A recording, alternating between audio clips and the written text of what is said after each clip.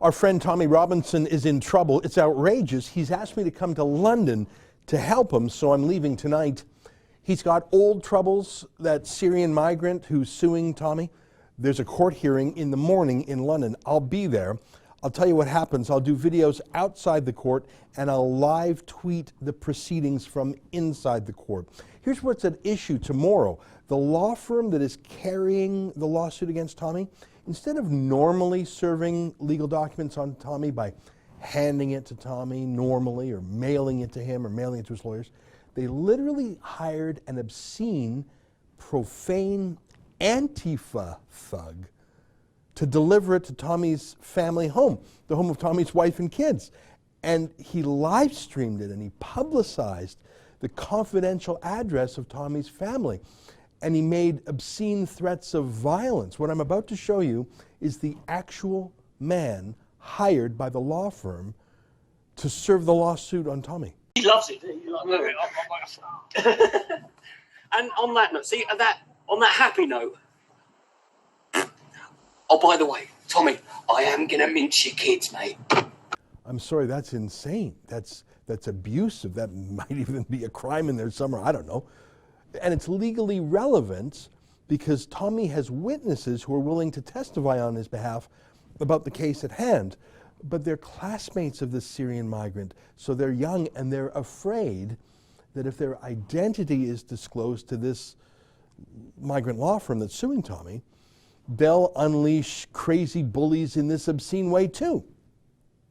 That Tommy's witnesses will be physically threatened.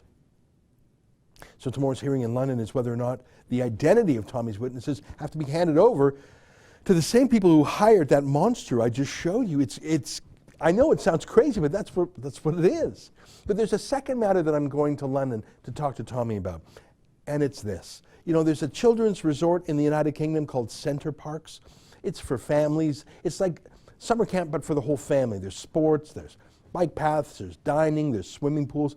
Tommy likes taking his family there. It's a safe place for families until Tommy's 8-year-old daughter ran over to him and said that there were 3 middle-aged Muslim men in the kiddie pool and one of them groped her. So if you're standing there like that, he's gone past you like this? Yeah.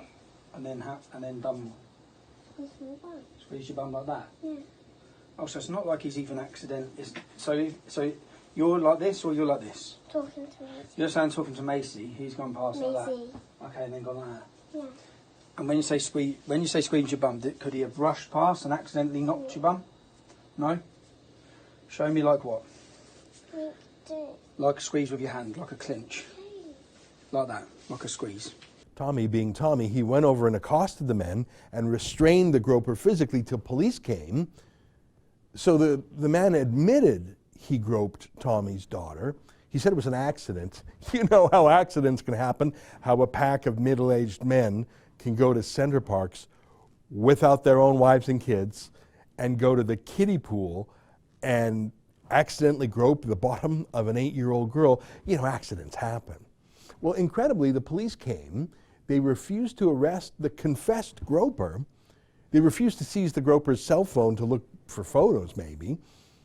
And they actually arrested Tommy for assault because Tommy held down the man till the cops came. So why wouldn't your first point of call, a young girl has told you that she's been sexually assaulted? With all due respect, I'm not going to have this argument. So why haven't you nicked him? That's fine. So why haven't you nicked him? Film it. So why haven't you nicked him? Because we still need to speak to your daughter. You've already spoke to my daughter. My daughter's given you, you've already spoke to her. She told you what happened. So why haven't you nicked him? So you're allowing him to delete his phone? I'm not allowing him to delete his phone. Just go. Listen, I just want to reiterate to you, it is being investigated. No, you haven't nicked him. No, you're nicking me. You're nicking me. It is being taken seriously. It's not taken seriously. You're nicking me. Why are you nicked him then? Why are you nicked him then? Has he still got his phone? Has he still got his phone? Has he still got his phone? Has he still got his phone? Has he still got his phone? He's got no shoes. I've got nothing. You've got my clothes. My kids are up there.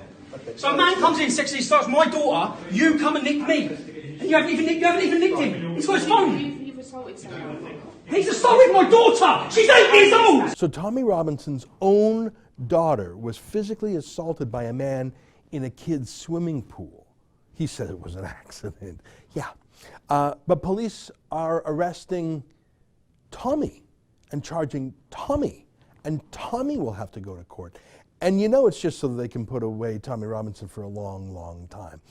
They literally let the admitted groper go that day, but they arrested Tommy instead. So I'm going to London tonight. I'm going to sleep on the plane. I land in the morning and I'll go straight to court.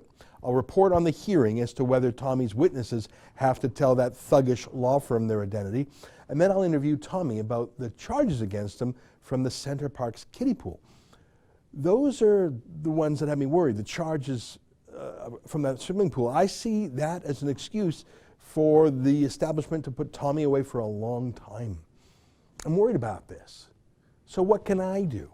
Well, the thing I always do, report the truth about Tommy and his trials, especially since Tommy himself has been deplatformed. And you know the mainstream media, they only lie about Tommy. Every single British media outlet reported that Tommy was charged and arrested at that swimming pool, but not one of them that I saw mentioned that it was for holding down the man who had just admitted to groping Tommy's 8-year-old daughter. They left that out. Do you see what I mean? If I don't go to report on these things in London, not only will you not know what happens, and I won't, but we'll all be told the opposite by the British media. That I suppose it's technically true Tommy was charged. Yes, it's true.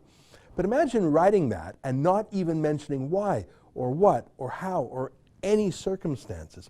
So I'm off tonight. Can you help me? I have an economy class ticket. It cost me just under £1,000 or about $1,500 Canadian, plus cab fare to and from the court, and I'll probably buy Tommy lunch. And then I'm heading straight home tomorrow night. I'll sleep on the plane again, so no need for a hotel. But if you can you please chip in to help cover my flight and cab fare?